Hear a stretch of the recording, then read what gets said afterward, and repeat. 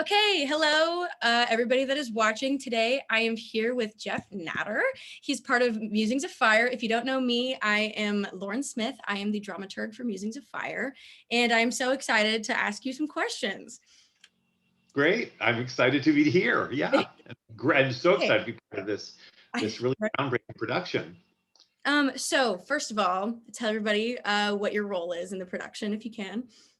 Well, I'm one of the 4 Island Shakespeare Festival actors. We're pairing with the University of Kansas actors under Santiago Sosa's direction. In terms of role, well, none of our roles really have names or necessarily actual persona. So I play a few different things. I play someone's father in the show. I play a sleazy guy who's making the move on a young woman. Yeah. Then I play various disembodied voices giving words of wisdom. Love that. I love that so much. So first I want to ask you kind of an open-ended question, see what you have to say. What is Musings of Fire? What is going on? What is it? What is Musings of Fire?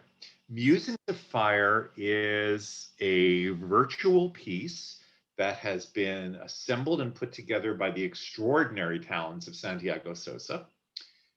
It is a compilation of Shakespearean language, both monologue and dialogue, from a wide variety of plays, sometimes within the same scene, that borrows on the very important social themes of Black Lives Matter, the Me Too movement, and various other social justice movements to make a very important statement about where we are in America today and where we should be headed. Yeah. And that doesn't even begin to sum up the dramatic power of this. So Totally. I hope my synopsis is somewhat useful. I thought it was great. I thought you did very well. Don't worry.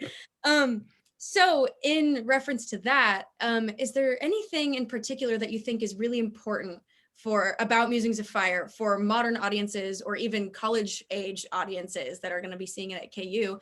Is there anything particular that's important about Musings for audiences to see? So many things. The first one that comes to my mind is for any of us who are fans of Shakespeare, and I'm of a certain age where I can say that I've been reciting Shakespeare for several decades. We've always said to people, Shakespeare is timeless. The messages in a Shakespeare play are relevant and radiate still today. None so much as what we see in this play. His themes about social injustice and justice, his themes about compassion or lack thereof, his themes about the way in which people mistreat each other or could treat each other better are still as relevant today as they were when he wrote them, in and around 1600. When you combine that with the kind of social movements and language that is being expressed today about injustice and the demand and desire for equity in our society. Oops. There I am. When you combine the Shakespearean language, which is so powerful and so beautiful in its poetry, with the desires that we have in our country right now to address the inequities, it's a symbiotic explosion of emotion and language that I think, combined with the visuals, which obviously I haven't had a chance to see yet, could be extraordinary and will be extraordinary. Yeah, I totally think so too. There's something about social justice theater that is so powerful, because when there are real people that you can see, whether they're in front of you or even if they're streaming, there's something so powerful about a real person saying real things directly to you, whether it is direct or not. That is so powerful, and it affects people in a much different way than just reading the straight up plays of Shakespeare. And I think that's a huge part of what that's part of what Santi was talking about to me with our interview yesterday. So it's really interesting. I'm sorry, Laura. I think what it's going to do is bring some audience members who aren't familiar with Shakespeare into an understanding about the depth and complexity of Shakespeare's words, and also bring some people who are used to thinking of Shakespeare as this stodgy old guy. When you combine him with the words of young, active, and progressive people, it's going to open a lot of eyes. Yes, I totally think so too, especially with the college age audience. I'm hoping that this will open up that gate for some people, because sometimes people look at Shakespeare and they're like, not for me, I don't want to open that gate too hard, I don't want to. So that's a very, very good point. I absolutely agree. Okay, so obviously we're in a pandemic. You are not in Kansas right now. This is not necessarily completely live theater. So what has been one of the more difficult things of adapting to an online format for somebody that specializes in live theater rather than film? Well, the first thing for me, again, being of a certain age and not being as computer savvy as I'd like to be, not having a stage manager around to help me navigate how to get to rehearsals and when rehearsals were happening was a real challenge for me. Mhm. That was one that was easily overcome. Yeah. There's something immediate both about acting with another person in a live setting and acting in front of an audience in a live setting. And neither of those was available to us in this show. We had rehearsals over Zoom, but there's always a little bit of a second or two delay. You can't always read the body language. You Mhm. can't get the same energy from someone. So a lot of it was having to do some self-manufacturing about what it's like to play against someone and develop that kind of interaction. And then obviously when we're doing the scenes, there's no audience. So you can't rely on the energy that you're getting from the audience, the response you're getting from the audience, that either says you're right on it, that is really moving them, or you're going a little bit too far, or you need to push a little bit more. So it was that. And then of course, when we actually filmed this, I was doing it in front of a green screen without another actor in the room. So the question is, usually when you're on stage, you try to match each other's levels. This was a kind of hit or miss, thinking, Yeah. deliver the line this way. I hope that my scene partner is going to deliver it in a way that is matching both the energy and the intent. Yeah. We'll see. Just for people who are watching this right now, we read each of the lines about 3 or 4 times. So Santi, as the director, should be able to pick and choose and say that matches the tenor and tone of what this other actor is delivering. Mhm. We'll Totally. see. Yeah, so Well, that now that was we're gonna have to match your energy and hope that it goes well. I know yeah, it. that's true. Yeah, and the other thing, of course, was and this is just something I didn't really think about. I tend to do my line memorization through the rehearsal process. Yeah. Uh-huh. As you learn your lines based not only on what it says on the page, but where you're standing on stage, how you're interacting with the other character. You know that when you turn a certain way, react a certain way, that prompts a certain line. None of that was available to us this time. So I just had to learn words on a page, not my forte. Um, so I had to adapt to that too. Yeah, a lot of it is muscle memory, so that's gotta be a whole new ballpark, just, like, standing in one place, like, really, like, memorizing straight off the page. I didn't even think about that. That's gotta be insane. It's insane. Yeah. So, still on the topic of the pandemic and the challenges that come with, the pandemic and everything, um, has there been anything in particular that through this particular process that you might take away and use or remember for future productions that maybe are live or maybe are still on Zoom? Is there anything from this that you can take to those new experiences? Wow, that's a great question. And I really haven't given that a lot of thought.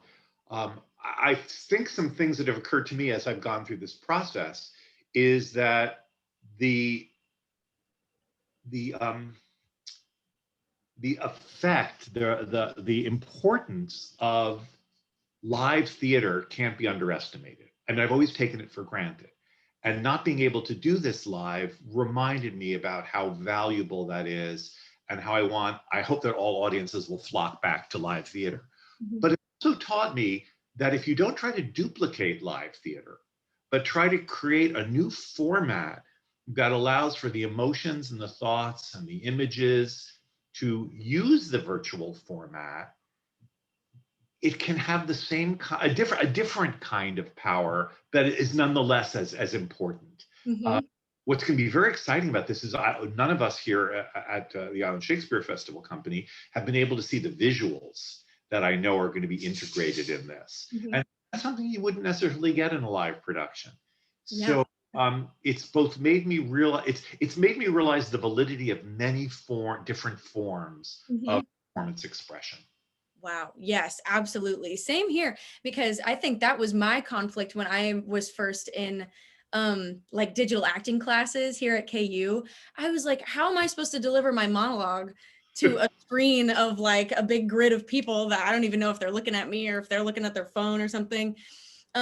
Rediscovering that energy is very important, and you put that very well.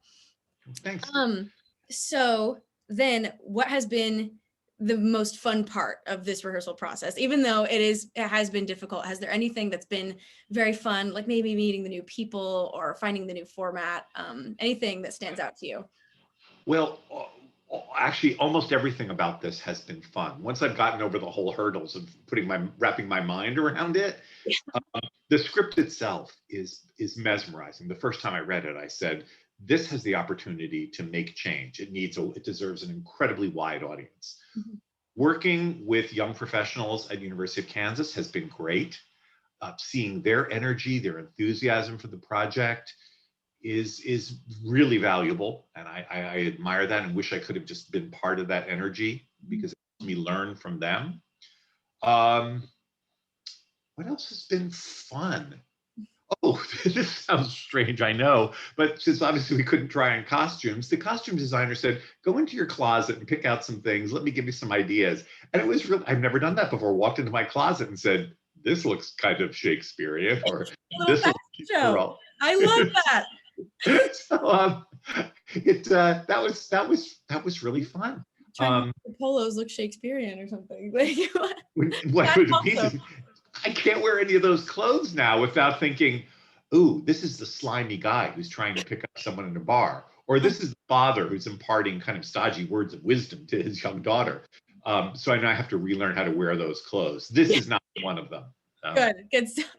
no rugby shirts in production. That's totally one of the more fun parts. A couple of actors here at KU had to do that too, and I got to help Diego pick out a couple of things too, because he's like, I don't know, all I have is T-shirts. You know, it's really fun trying to adapt to new formats, and I think that's one of the big things about Musings of Fire that's so interesting is it has all been just the tiniest bit up in the air, which leaves so much room for creative freedom, don't you think?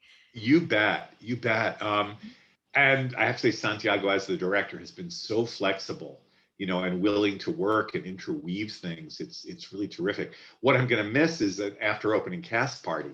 I mean, I guess we could do it virtually, but there's something wonderful about actually bringing it to fruition when you have an audience. Of course, this won't be live, and just being able to celebrate that creative achievement Mhm. will take great satisfaction in knowing that we're all watching it together, and then maybe we'll all stay on screen afterwards and give each Yeah, other hopefully, high or at fives. least stay in the chat or something. Exactly. Or that what's that reaction thing where you just do a Oh, the big, little reaction emojis. yeah, little thumbs up there. I'll do that. Yeah. I think that's one of the only things that I'll miss about Zoom is like being in the middle of a lecture and you agree with something and you do a little thumbs up or a little thing if your camera's off or something. Uh, Right. Of course, also the all the virtual screens you can do. oh my gosh, yes, I have one from a video game I played as a child that I did at the beginning of the pandemic. That was one of the things that got me through virtual class was those fun backgrounds. I won't even. Okay, well, I think that brings us to the end of our short little interview. To everybody watching, please go stream Musings of Fire. The link should be available from March 5th through 7th, starting at 7:30 on March 5th. It also goes up this weekend live at KU. It will also be streamed this weekend at KU, February 19th through 21st, unless it gets changed because of the canceled rehearsals. We'll keep you updated. All right, Great. Jeff, thank you so much for meeting with me. Thank you. Stay warm in Kansas. Give my best to the company there and tell them that we're thinking of them out here on the West Coast. I absolutely will. Thank you. Yeah. Take care.